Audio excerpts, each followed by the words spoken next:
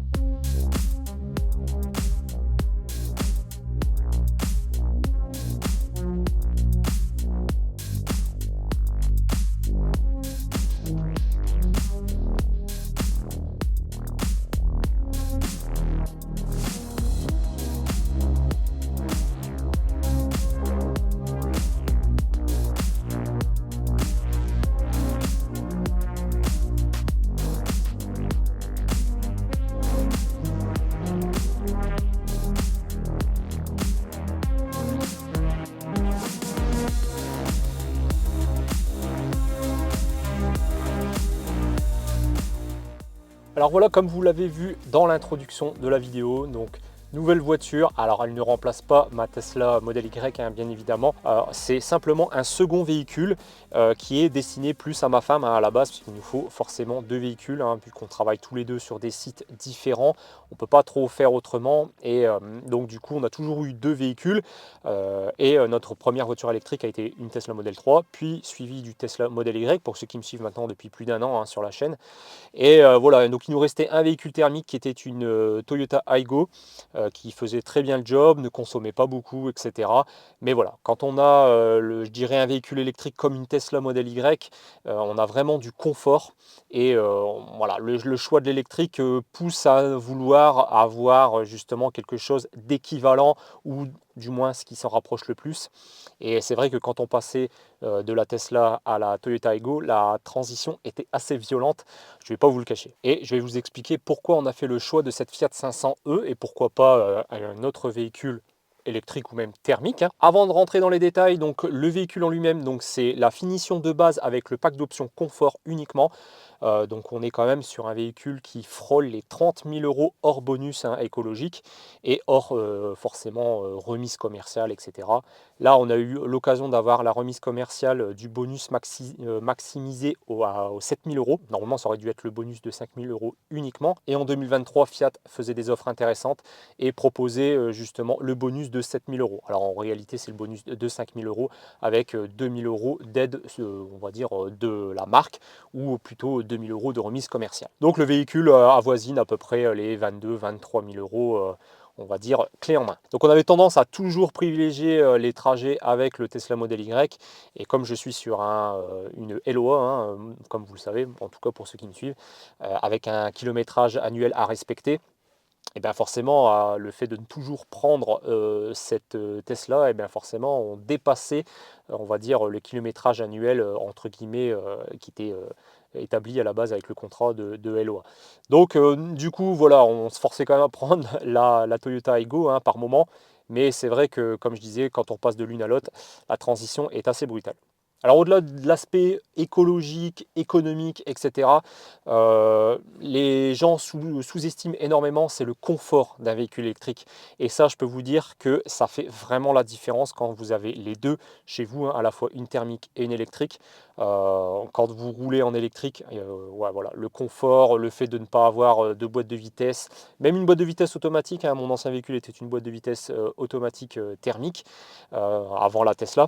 Et le fait de passer à de l'électrique où c'est très linéaire, c'est réactif, instantané, vous avez de la puissance tout de suite au démarrage, c'est vraiment très agréable. Vraiment, pour moi, c'est vraiment un confort de rouler en électrique maintenant. Et donc voilà, donc l'idée gambergeait déjà depuis plusieurs mois de vouloir changer cette dernière voiture thermique qu'on avait à la maison par une électrique. Alors clairement, économiquement, on n'est pas du tout rentable, hein, je ne vais pas rentrer dans les chiffres, etc.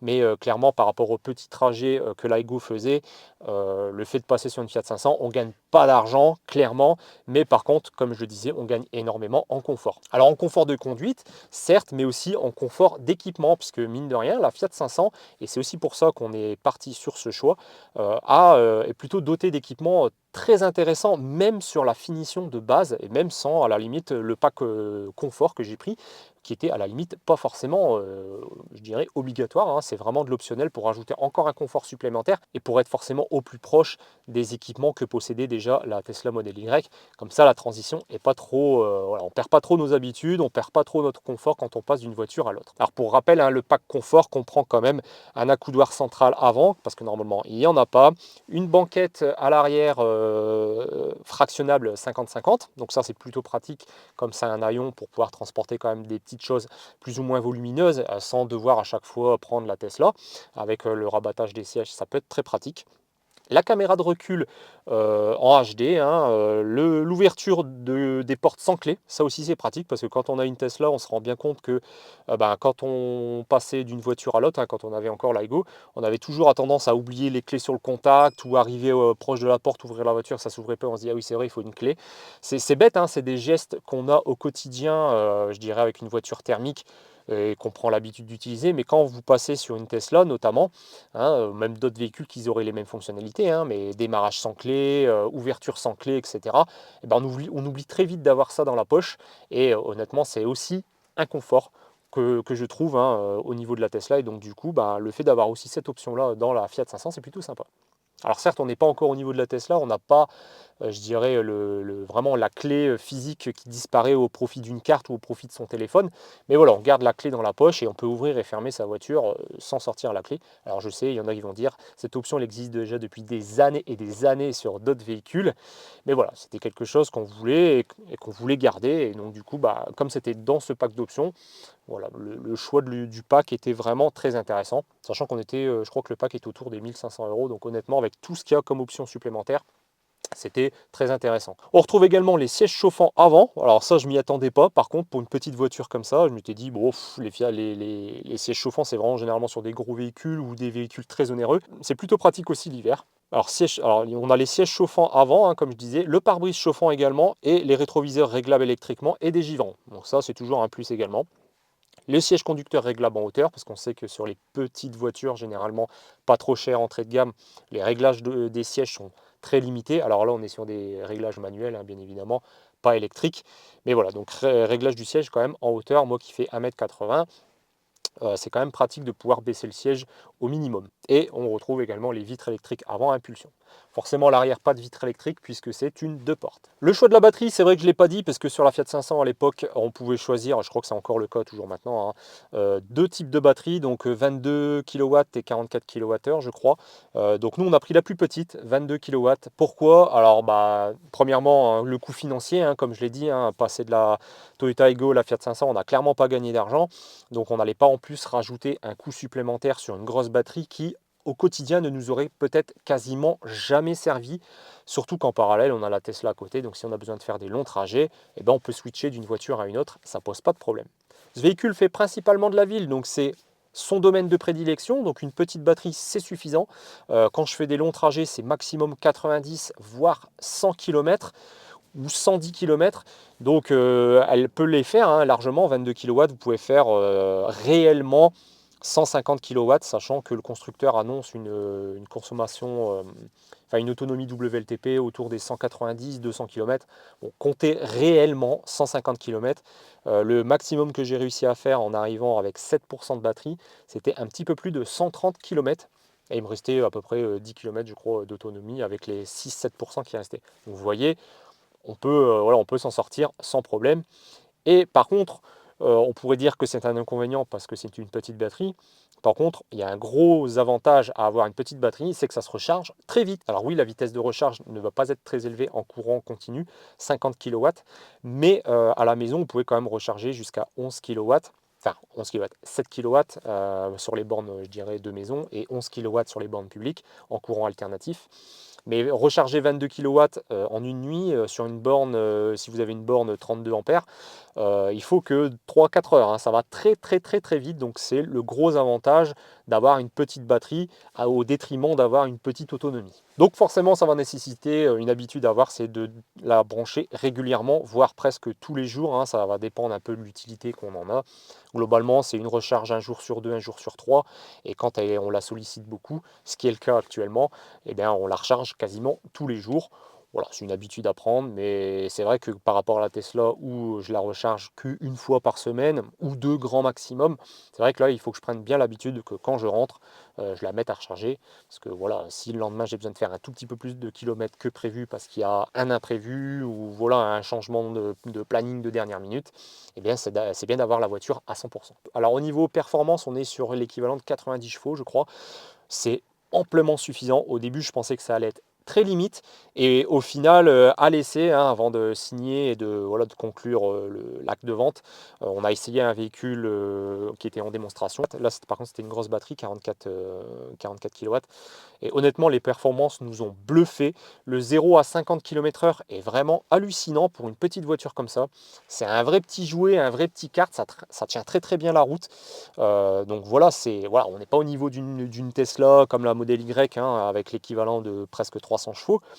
Mais honnêtement, comme de toute façon elle fait principalement de la ville, allez, du urbain, périurbain, donc principalement des routes à 80-90 km/h, eh ben, je peux vous dire que ça fait parfaitement le travail. Et on laisse au feu rouge et au stop une paire de voitures thermiques, hein, avec ce genre de petite voiture. Franchement, c'est très très très suffisant, voire presque trop par moment. Donc ici on est sur une traction, pas une propulsion. Alors ça change pas vraiment la conduite par rapport à la Tesla, hein.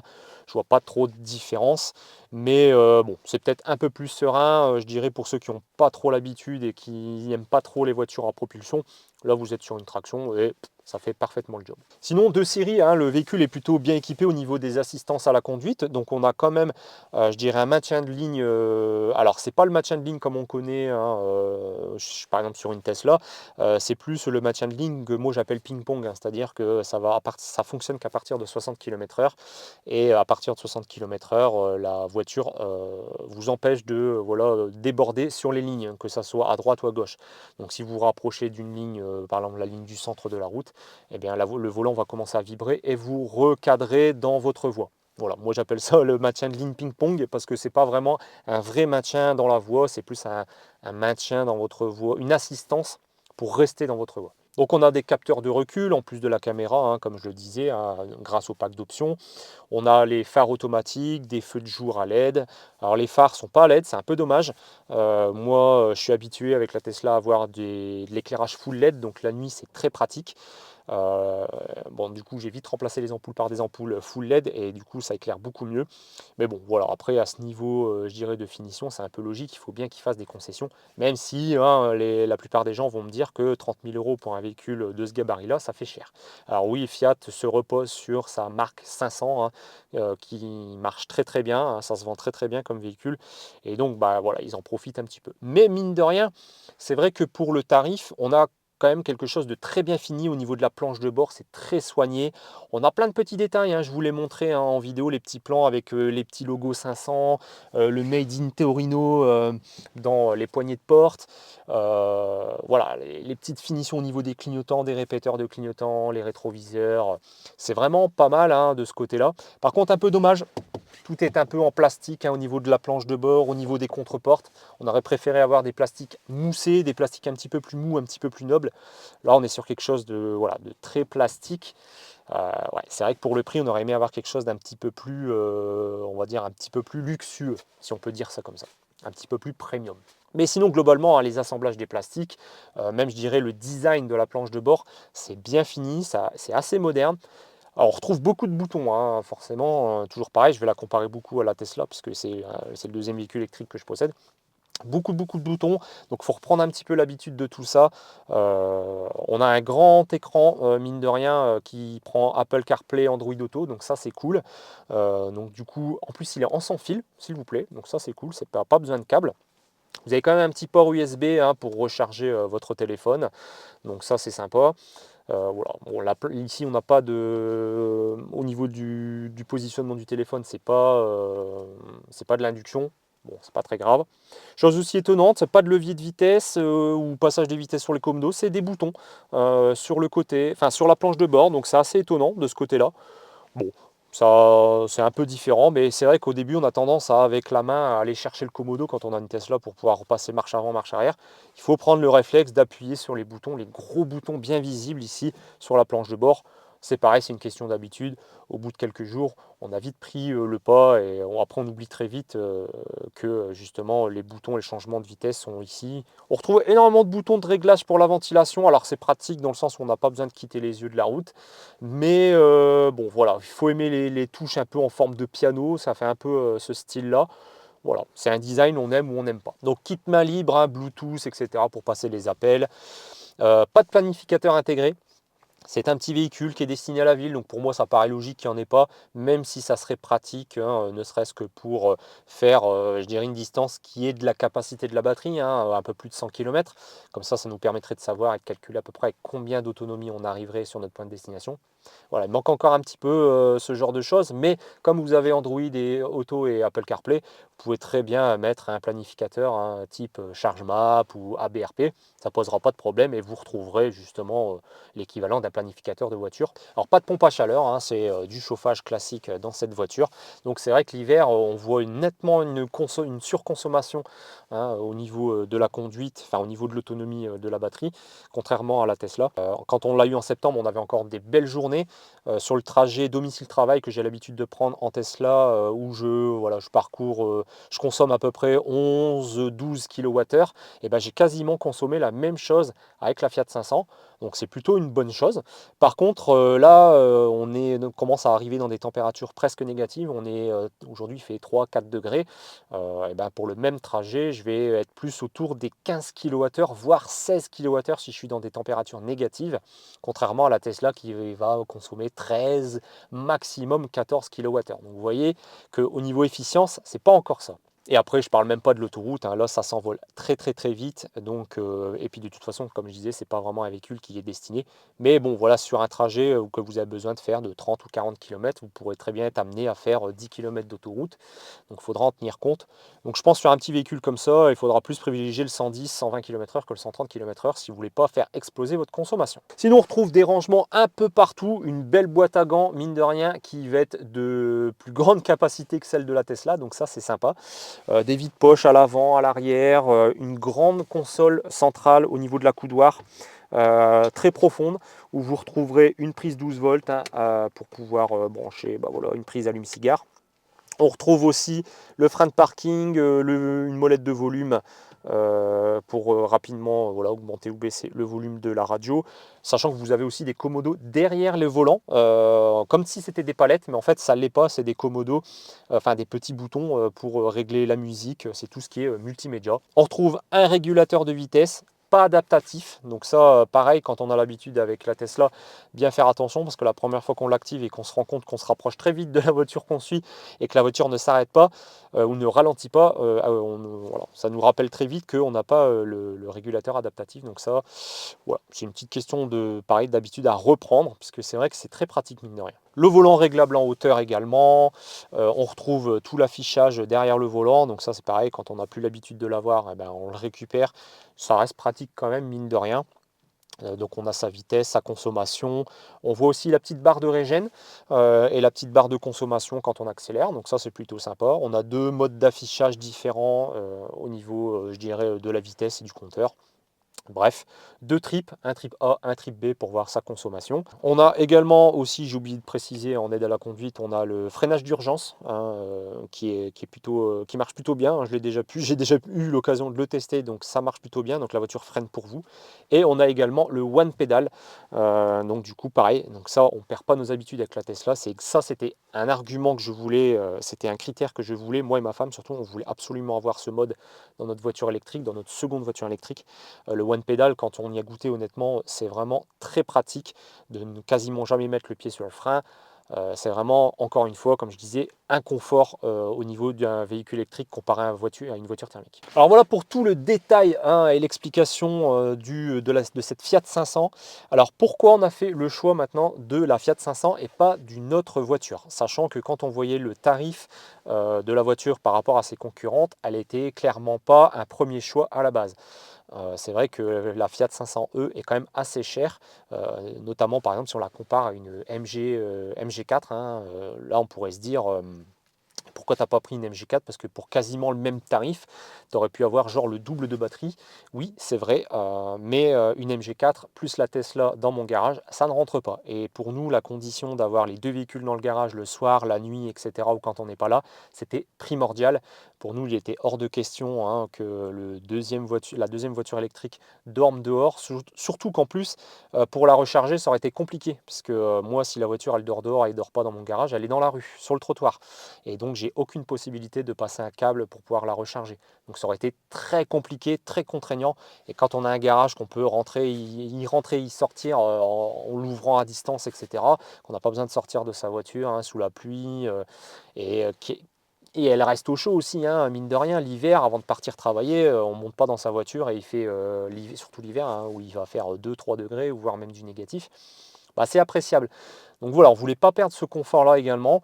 Et puis bah, aussi préserver les véhicules, hein, parce qu'on n'est pas à l'abri d'un accident, d'une vandalisation, etc. Du coup, pour nous, bah, on était déjà contraint au niveau du véhicule, de la taille du véhicule, de prendre un gabarit, on va dire, similaire à l'Aigo, voire légèrement plus grand, hein, parce que la Fiat 500 est quand même un peu plus grande, mais il nous fallait quelque chose qui rentre dans le garage avec la Tesla. Donc la MG4, c'était perdu d'avance déjà. Et en plus, quand on l'a commandé, hein, on était peu de temps après, on a eu les premières Model 3 qui étaient, je dirais, soldées hein, au niveau des stocks. Il y a eu énormément, c'était avant le refresh de la Tesla Model 3. Il y a eu vraiment des Model 3 très très très intéressants de bonus déduits. On n'était pas loin, honnêtement, on n'était pas très loin du prix, je dirais, de la Fiat 500. Enfin, en tout cas, pas beaucoup. Il n'aurait pas fallu rajouter beaucoup plus, même si déjà là, au niveau du budget, comme je l'expliquais, on ne fait pas d'économie. Au contraire, hein, on dépense même un petit peu plus, hein, puisque le véhicule est quand même plus cher que la Igo qu'on avait avant.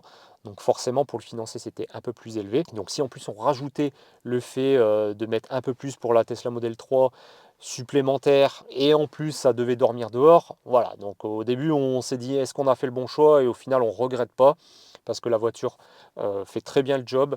Elle consomme pas tant que ça finalement, à part là, c'est l'hiver que ça consomme un peu plus, mais ça n'empêche pas qu'on puisse continuer à faire nos trajets quotidiens sans souci. Donc ça c'est bien, ça se recharge très très vite. Hein, comme je le disais, c'est peut-être une petite batterie avec une petite autonomie, mais du coup vous la rechargez extrêmement vite quand vous avez une borne chez vous, hein, une borne de 7,4 kW. Donc c'est très pratique.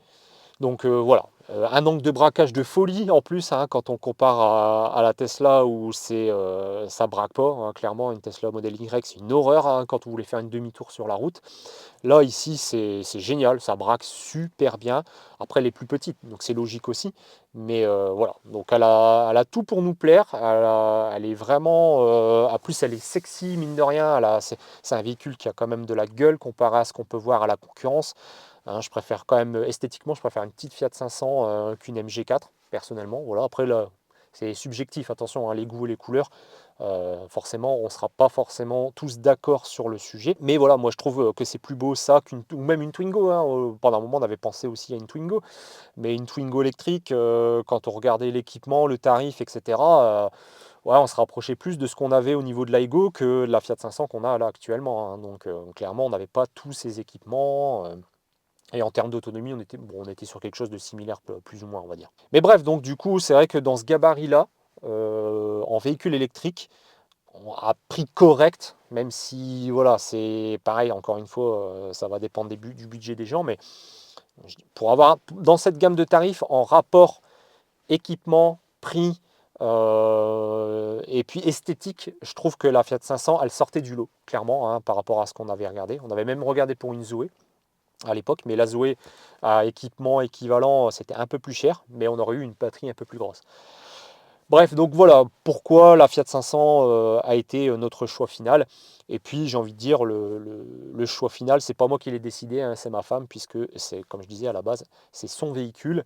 même si je la prends régulièrement pour aller travailler par exemple, et oui, aussi pour me déplacer en ville, hein, donc plutôt que de prendre la grosse Tesla Model Y qui passe pas partout, hein, parfois, qui est un peu chiant à manœuvrer. Bah là, dans la ville de Béthune, honnêtement, c'est génial, un petit véhicule comme ça. Et puis comme on est sur une LOA également, hein, comme sur la Tesla Model Y, eh bien, on s'était dit aussi que le choix de la petite batterie est peut-être judicieux pour tester et voir ce que ça donne, si vraiment c'est judicieux d'avoir une petite batterie plutôt que quelque chose de gros ou moyen. Et au final, là, depuis qu'on l'a, hein, depuis début septembre, là, à l'heure où je tourne cette vidéo, nous sommes début décembre, eh bien, on ne regrette pas notre choix. C'est clair que parfois, on se dit, ah, on est un petit peu frustré de se dire, mince, en termes d'autonomie, c'est vraiment un peu juste. Mais voilà, comme je dis, on a toujours une solution de secours où bah, maintenant, moi, je peux recharger aussi à mon travail si j'ai besoin de faire un complément, donc c'est pas gênant. On peut recharger chez soi rapidement. En une nuit, on a largement le quoi de faire le plein. Et puis en dernier recours, on a la Tesla, donc du coup, c'est pas un problème. Voilà, bah écoutez, j'espère que cette vidéo vous a plu. Je devais vous la faire quasiment à l'arrivée de ce véhicule, hein, en notre possession, mais j'ai vraiment pas eu le temps. J'ai été pris de court par le temps, le travail. Les autres partenaires, hein, j'ai été engagé sur d'autres vidéos à réaliser que vous avez déjà vues, qui ont déjà été publiées, notamment au niveau du photovoltaïque, etc. Donc voilà, j'ai pu faire cette vidéo que maintenant en fin d'année. Bientôt, je vous ferai également la vidéo du bilan des 1 an de la Tesla Model Y, puisque ça y est, ça fait un petit peu plus d'1 an qu'on l'a. Je vais vous faire un petit peu mon retour, mon retour d'expérience, ce que j'aime bien, ce que j'aime moins bien. Est-ce que je regrette ma Tesla Model 3? Qu'est-ce qui est mieux par rapport à ma Model 3? Qu'est-ce qui est moins bien par rapport à ma Model 3 d'avant? Bref, voilà, on fera un bilan annuel du véhicule. Et peut-être que ça vous permettra à vous aussi de faire votre choix entre une Tesla Model 3, Model Y ou même pourquoi pas un autre véhicule électrique. N'oubliez pas, hein, pour ceux qui sont intéressés par des accessoires Tesla, pour des batteries, des panneaux solaires, etc., tous les liens sont en description ou sur mon site internet, comme d'habitude. Également, mon lien de parrainage, hein, si une Tesla vous intéresse, n'hésitez pas à l'utiliser. N'hésitez pas à me contacter si vous voulez que je sois votre parrain pour pouvoir en discuter, vous aider, si lever des doutes ou voilà, me poser des questions. Il n'y a pas de problème, je peux me rendre disponible, même pourquoi pas aller jusqu'à la livraison ensemble. Donc nous, on se dit à très bientôt pour une prochaine vidéo. Salut tout le monde.